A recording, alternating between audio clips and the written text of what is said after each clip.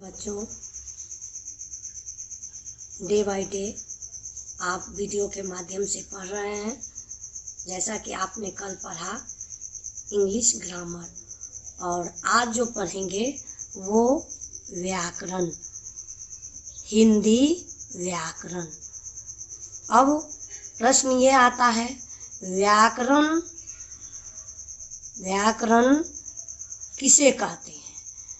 तो व्याकरण भाषा को सही ढंग से लिखना या सही ढंग से बोलने के माध्यम को व्याकरण कहते हैं। अब आप व्याकरण किसे कहते हैं उसको समझ गए होंगे। अब व्याकरण में आया, जैसा कि आपको बताए कि भाषा को बोलने या लिखना, तो अब ये बताते हैं भाषा किसे कहते हैं, भाषा क्या है या भाषा किसे कहते हैं।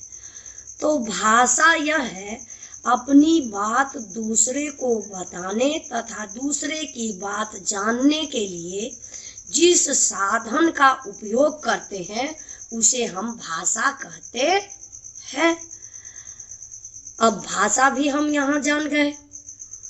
अब आप आइए, भाषा कितने प्रकार की होते हैं, भाषा कितने प्रकार की होते हैं। तो ये आपको जानकारी भी होगी, और ये जानकारी होगी भी तो इसलिए मैं बता रही हूँ कि जो आप ऊपर जाते हैं तो बेसिक चीज जो है वो आप भूल जाते हैं। तो इसलिए मैंने सोचा कि आपको एक बार रिवीजन कर दे, फिर आगे बढ़ेंगे। भाषा तीन प्रकार के होते हैं, भाषा तीन प्रकार के होते हैं। पहला लिखित, दूसरा मौखिक, और तीसरा सांकेतिक। अब ये भाषा तीन प्रकार के होते हैं। भाषा का प्रकार हमने बता दिया। अब ये लिखित मतलब लिख करके प्रकट करना, मौखिक मतलब बोल करके प्रकट करना, सांकेतिक मतलब इशारा से बताना। ये भी आपको जानकारी मिल गई। अब चलिए आगे बढ़ते हैं। अब आगे आता है वर्ण। अब देखिए आगे जो आप पाएंगे वर्ण। अब वर्ण किसे कहते हैं? वह ध्वनि जिसके और टुकड़े न हो सके वर्ण कहलाता है। अभी आपको बताए, वह ध्वनि जिसके और टुकड़े न हो सके वर्ण कहलाता है। अब ये देखिए, ध्वनि जैसे अ को आप अगर और टुकड़ा करेंगे तो ये नहीं हो पाएगा। इसकी कोई टुकड़ा नहीं हो पाएगा। यही चीज है, ये सब क्या है? वर्ण। ये वर्ण कहलाता है।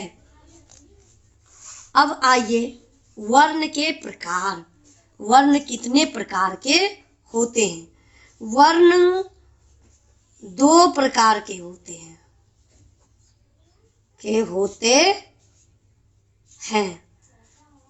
पहला स्वर, दूसरा व्यंजन। अब आप आइए, पहला स्वर। स्वर किसे कहते हैं? स्वर जो है ये बिना किसी ध्वनि की सहायता से बोले जाते हैं। स्वर बिना किसी ध्वनि की सहायता से बोले जाते हैं। जैसे आ ई। इसको किसी की सहायता की जरूरत नहीं, ये बिना सहायता का बोले जाते हैं। ये वर्ण कहलाते हैं। वर्ण होते कितने हैं? वर्ण 11 होते हैं। वर्ण 11 होते हैं। अब आप आइए व्यंजन।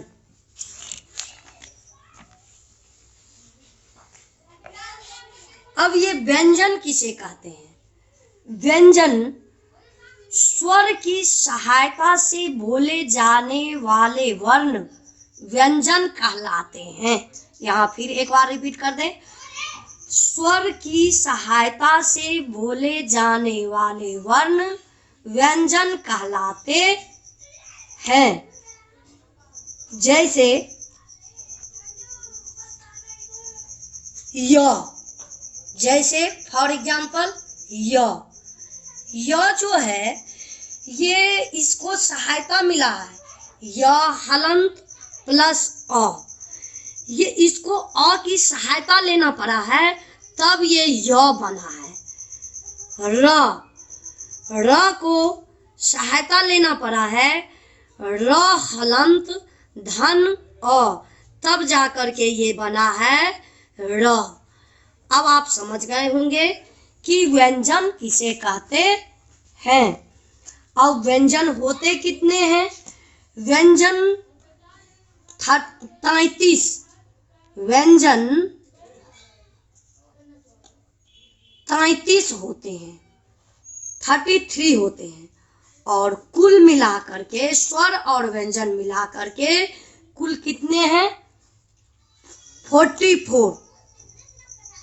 स्वर धन व्यंजन ये कुल मिला करके कितनी है? 44। अब देखिए स्वर मैंने बता तो दिया स्वर किसे कहते हैं, लेकिन स्वर किसे कहते हैं? स्वर कितने होते हैं, लेकिन स्वर कहाँ से कहाँ तक है? तो स्वर अ से लेकर औ तक ये आपका स्वर है। अब व्यंजन कहाँ से कहाँ तक है? व्यंजन ये आपका क से लेकर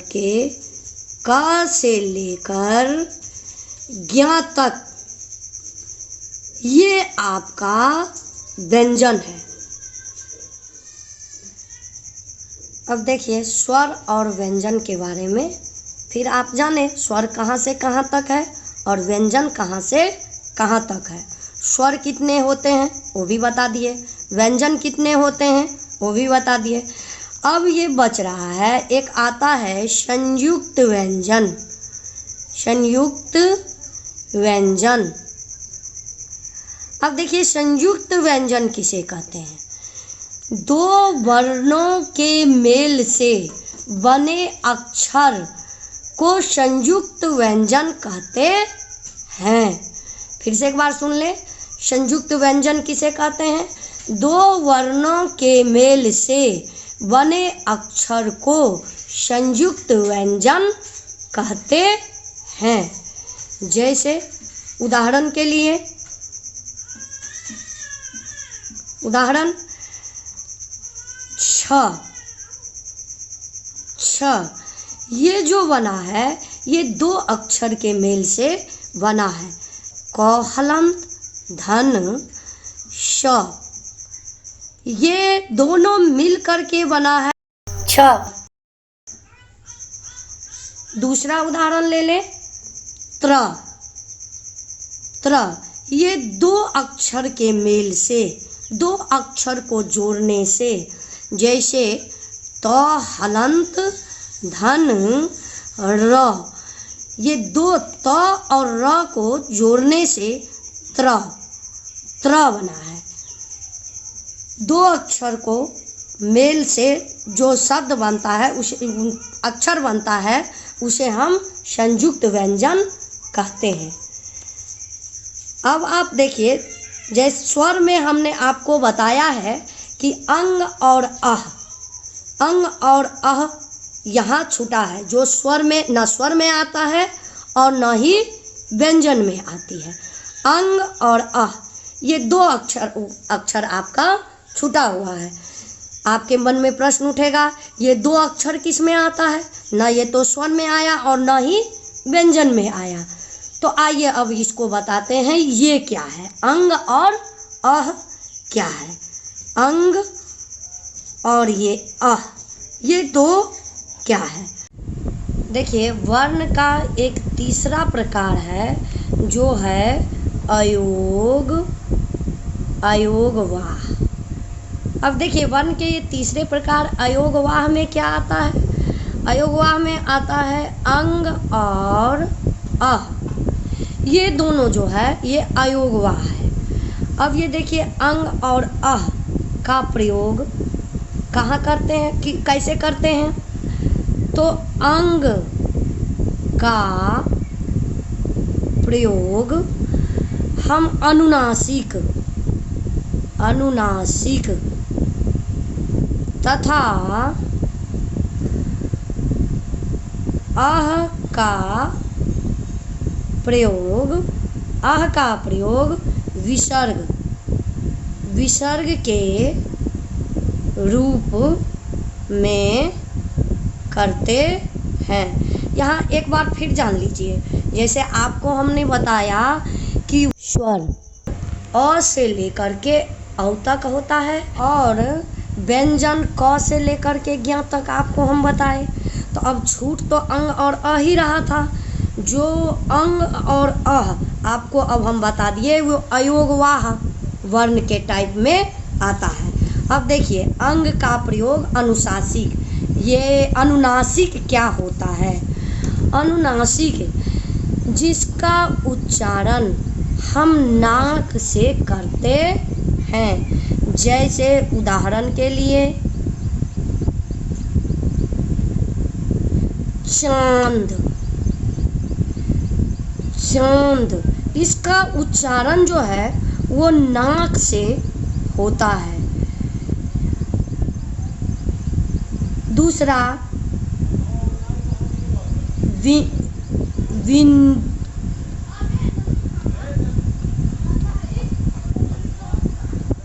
बांध। अब बांध का भी जो उच्चारण है ये अनुनासिक यानी नाक से करते हैं। अब आप ये अंग जो है ये अनुनासिक, इसको समझ गए होंगे, जिनका उच्चारण हम नाक से करते हैं। अब आइए एक बचा आह। अब इसका प्रयोग जो है जैसे अंततः, अतः, इसके ऐसे शब्दों के लिए प्रयोग करते हैं। अब यह आपको अंग और अह क्या है और इसका प्रयोग किस रूप में करते हैं ये समझ में आ गया होगा। अब आप जितना हम आपको पढ़ाए हैं उसी के आधार पे अब आप ले लीजिए गृह कार्य। अब ये गृह कार्य में है, पहला है 20 शब्द। 20 शब्द स्वर की सहायता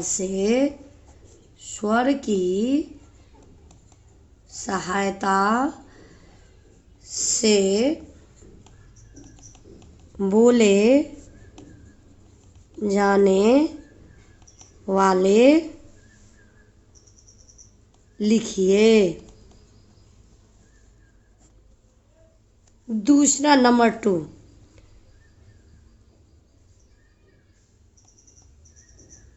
अनुनासिक 20 शब्द लिखिए।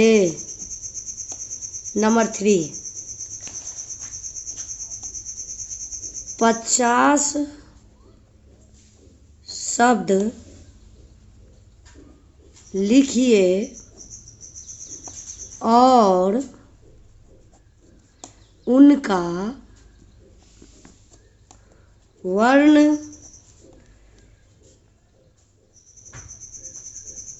विच्छेद कीजिए। नंबर 4, संयुक्त